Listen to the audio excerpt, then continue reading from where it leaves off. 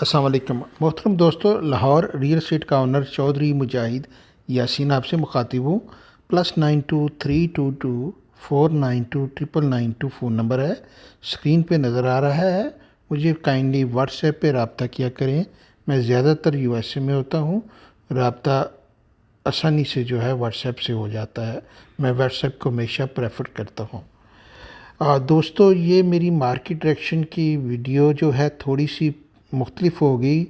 अमूमन मैं market direction में सारे प्रोजेक्ट्स को भी साथ डिस्कस करता हूँ, लेकिन चूँकि यहाँ पे कुछ अभी बजट की वजह से जो है चेंजेस हुई हैं और उनके अभी नोटिफिकेशन नहीं आए। ठीक है, एक तो नोटिफिकेशन आने हैं, दूसरा एफबीआर वैल्यूज़ चेंज होनी है, तो उनसे सारी कैलकुलेशन भी चेंज होंगे। जब सारा कुछ ये चेंज होगा तो उस हिसाब से हमें अपनी इन्वेस्टमेंट सारी एडजस्ट करनी पड़ेंगी। तो मैं अभी इस पे डायरेक्शन पे जो मार्केट डायरेक्शन है, इस पे टैक्स का जो है वो सिंपली हम डिस्कस करते हैं कि क्या ये अफेक्ट करेगा। हम यहाँ पे डिस्कस करेंगे कि कौन से नए टैक्स लगे हैं, जिनमें डीम्ड इनकम टैक्स 7E जिसे हम कहते हैं, उसके बारे में हम डिस्कस करेंगे।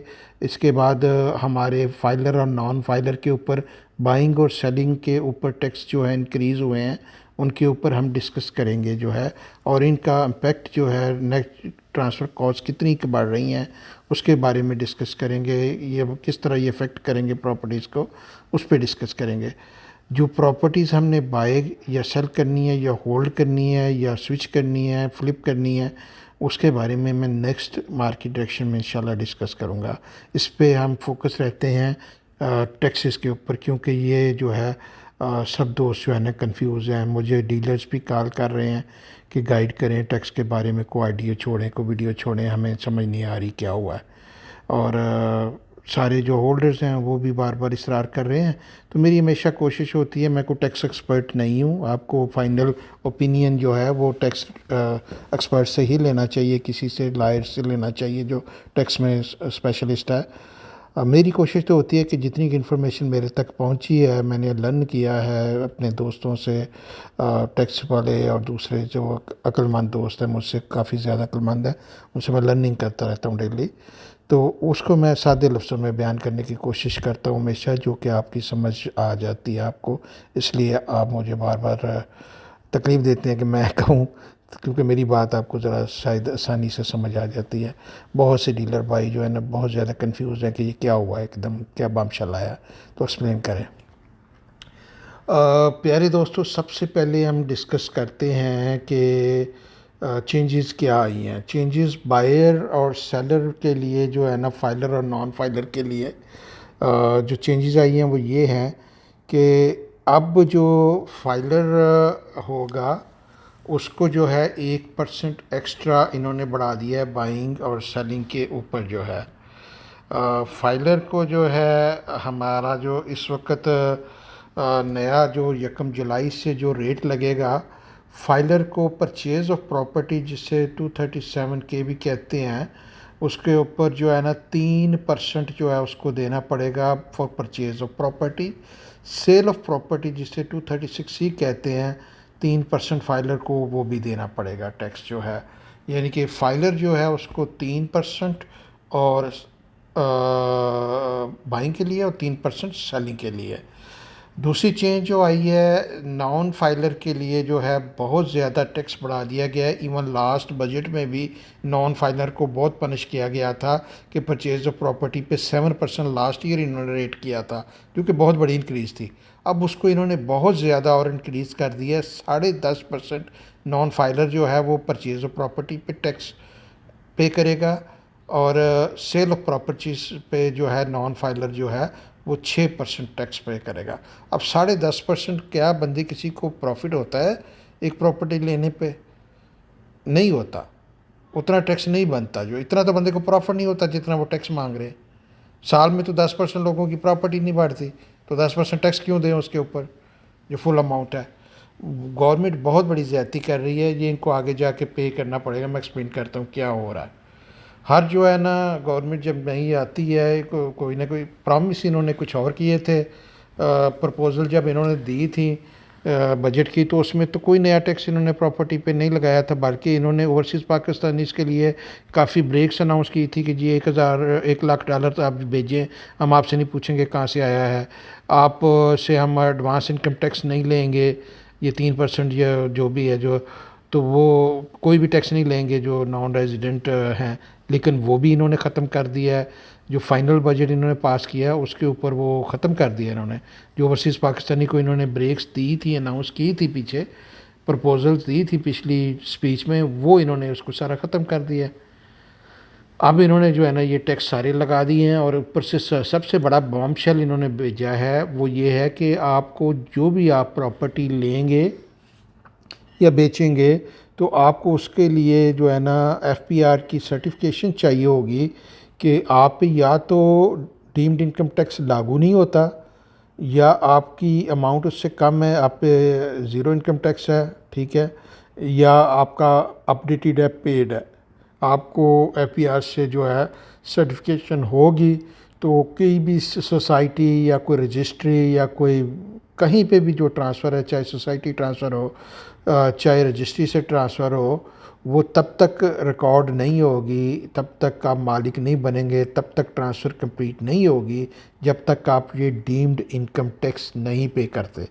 डीम्ड इनकम टैक्स क्या है? डीम्ड इनकम टैक्स जो है इसको 7E हम कहते हैं।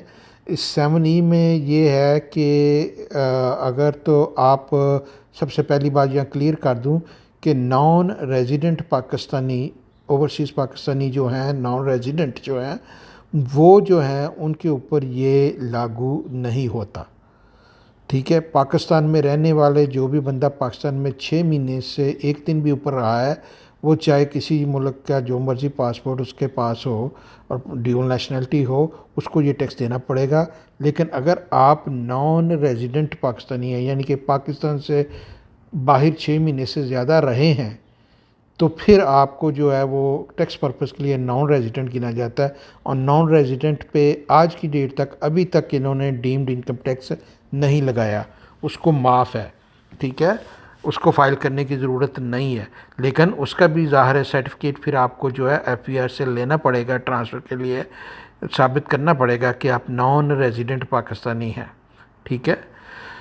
तो ये चीज़ है कि जो भी सोसाइटी है, जो भी रजिस्ट्री है, गवर्नमेंट का कोई डिपार्टमेंट है, वो आपकी ट्रांसफ़र उस वक्त तक रजिस्टर नहीं करेगा जब तक आप साथ सबूत नहीं लगाएंगे कि 7E आपका जो है वो अपडेटेड है, या आप पे ड्यू नहीं है या आपने पे किया हुआ है।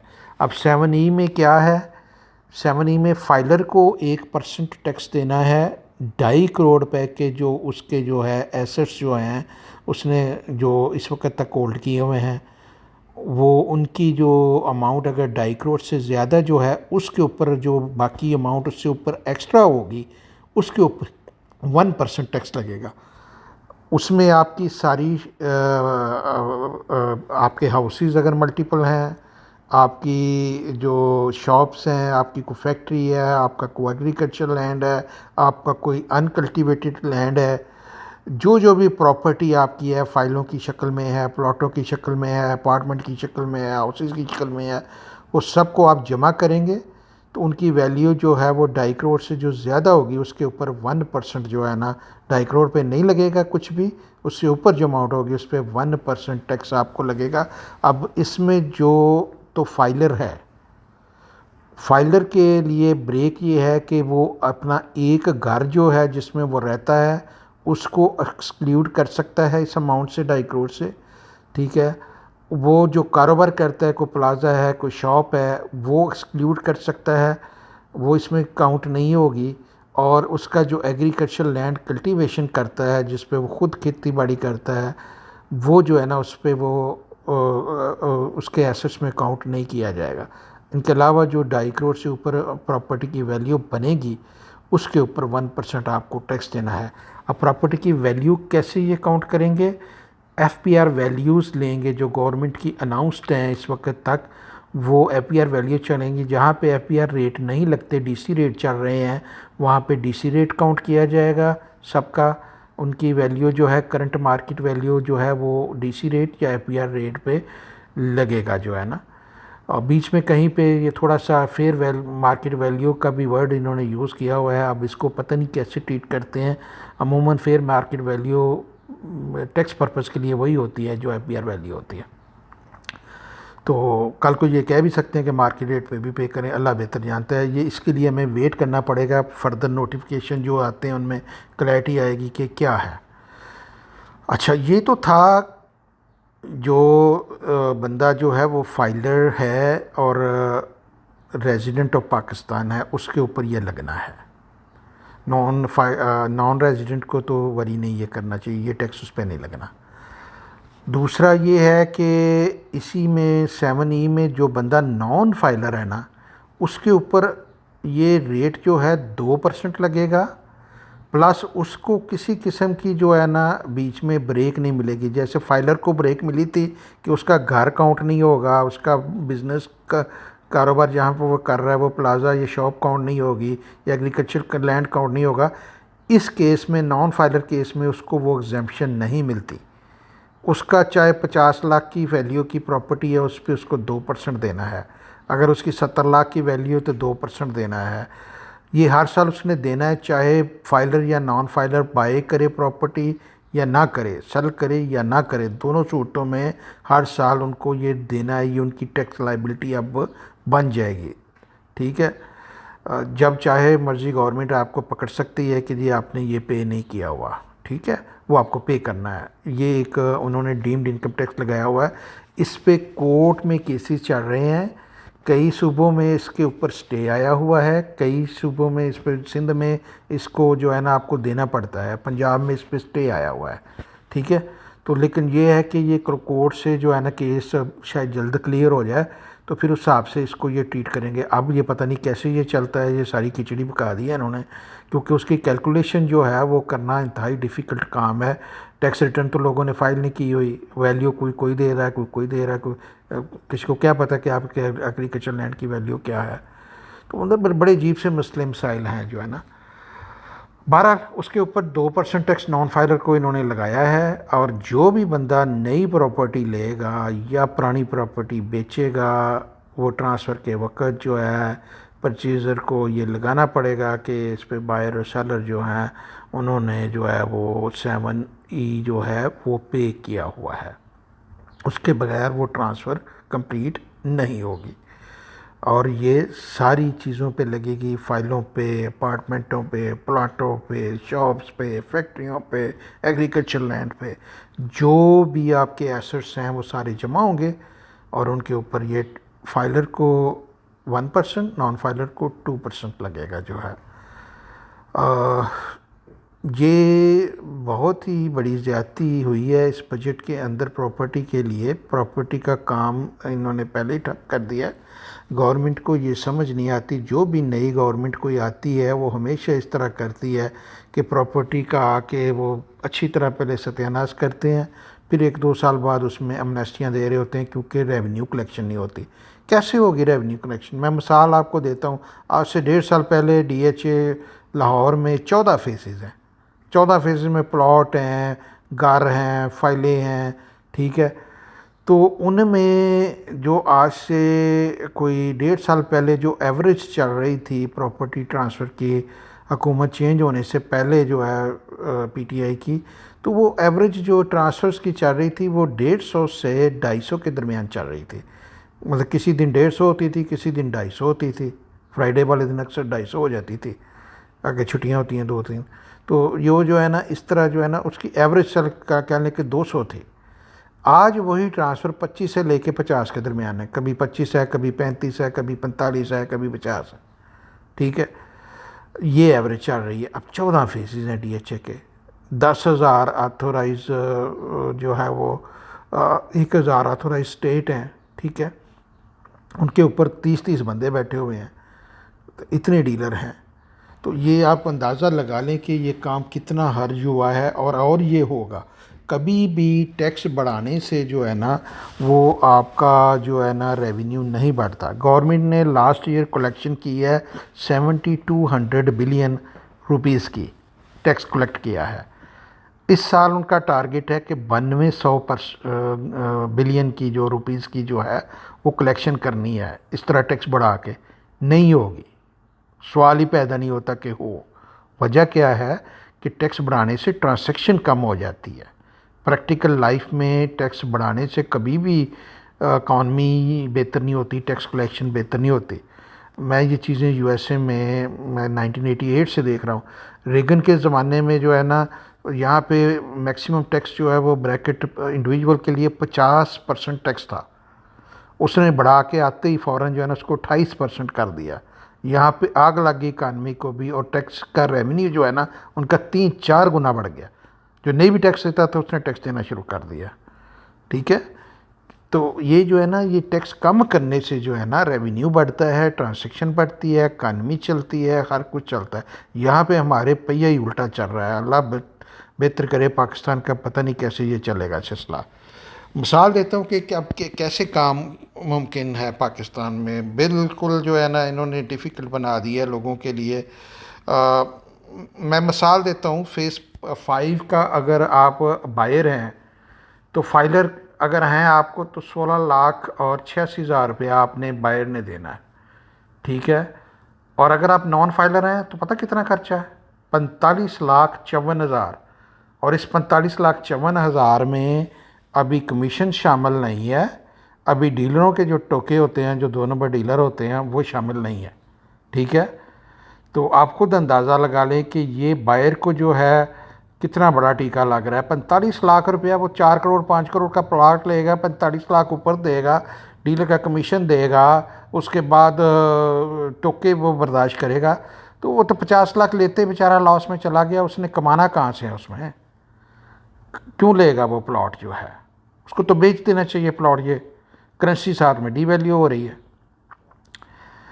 उसमें फेज़ 5 में जो सेलर है, सेलर जो फाइलर है, उसको 11,47,000 रुपये देने पड़ेंगे यकम जुलाई से। और फाइलर के लिए जो है, नॉन फाइलर के लिए जो सेलर है फेज़ 5 में, उसको 31,94,000 रुपया जो है वो पे करना है एज आ सेलर, कोई भी प्लॉट सेल करता है। ठीक है, अगर इसमें हम देखें प्रिज्म में आ जाएं, प्रिज्म APQ में अगर फाइलर प्लॉट अब लेगा यकम जुलाई के बाद ट्रांसफ़र उसकी होगी, तो सिर्फ गवर्नमेंट और DHA की जो फ़ीसें लगनी हैं वो कम से कम 7,57,000 रुपये है, और नॉन फाइलर के लिए 18,82,000 रुपये खर्चा होगा। और मैं ये बता दूं कि अभी चूँकि नई FPR वैल्यू नहीं आई, जब वो आएंगी तो वो शायद इससे भी हाई हो, तो उससे ये परसेंटेज और ये रेट और भी शायद बढ़ जाएं, क्योंकि अभी ये पुराने FPR रेटों पे ये कैलकुलेशंस की गई हैं। जो नए रेट आएंगे उन पे नए टैक्स रेट के मुताबिक कॉस्ट और बढ़ जाएगी।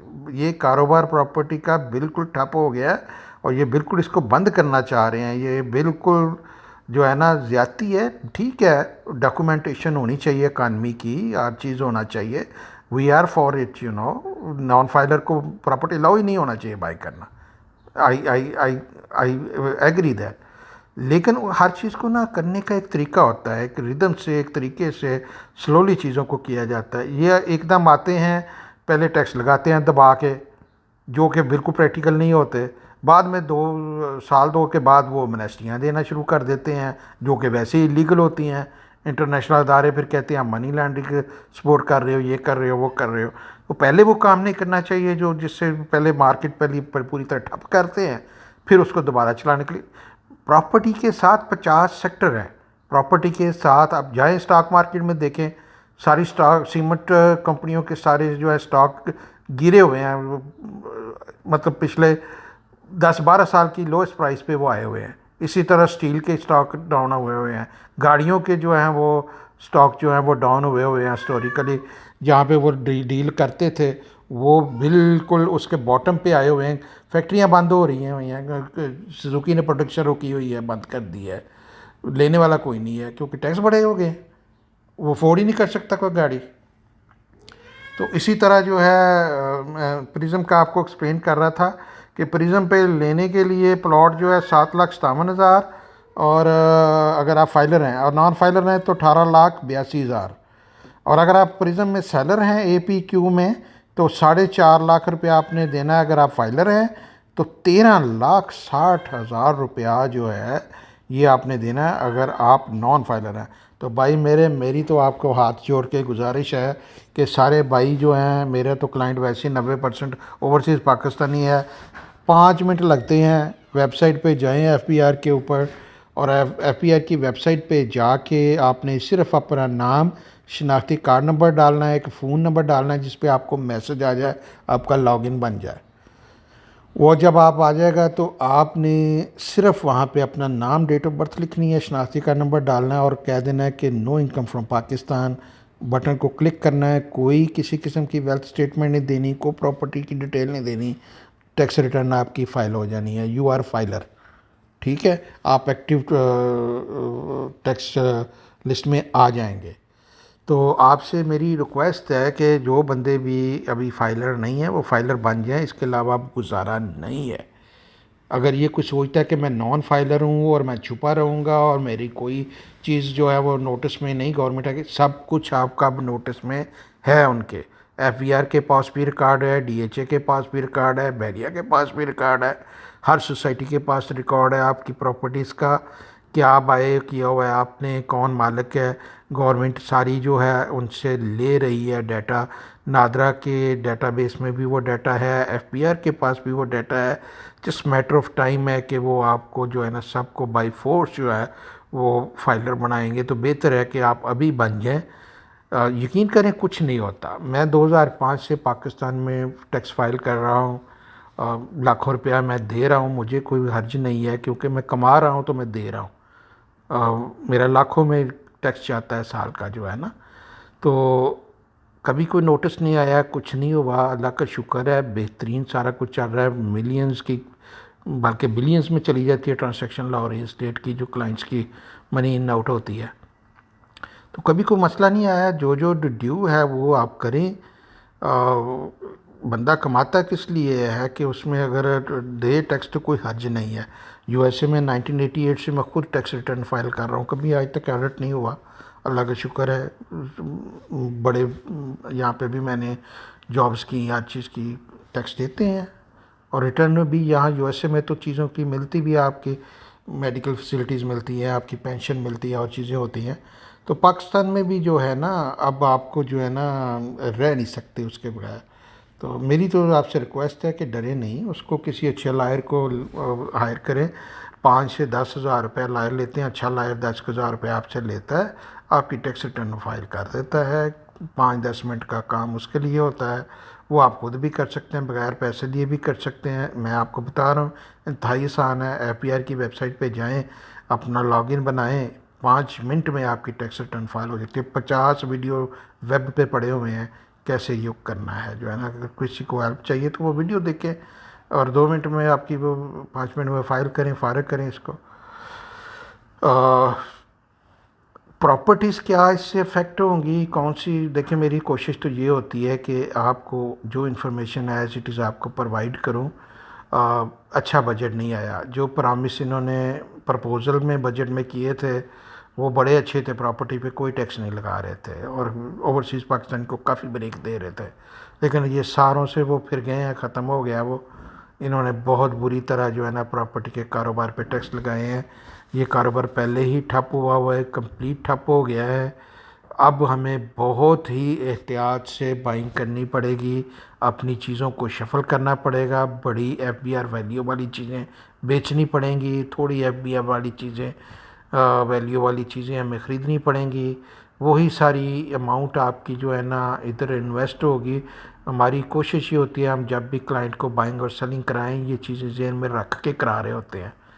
डीलर तो आपको हर बंदा जिसने फ़ोन पकड़ा हुआ आजकल वो डीलर है, और जो 2-4 ग्रुपों में दाएं बाएं से 2-4 दिन गुफ्तगू सुनता है वो भी डीलर बन जाता है और एक्सपर्ट बन जाता है। लेकिन ये जो है ना ये फील्ड जो है ये बहुत ज़्यादा रिक्वायरमेंट है इसकी के तरीके से जो है ना आप चला जाए, ताकि कोई आपको टैक्स के इश्यूज ना आए, कोई आपकी प्रॉपर्टी जो है वो कोई रिटर्नेबल पोजीशन में हो।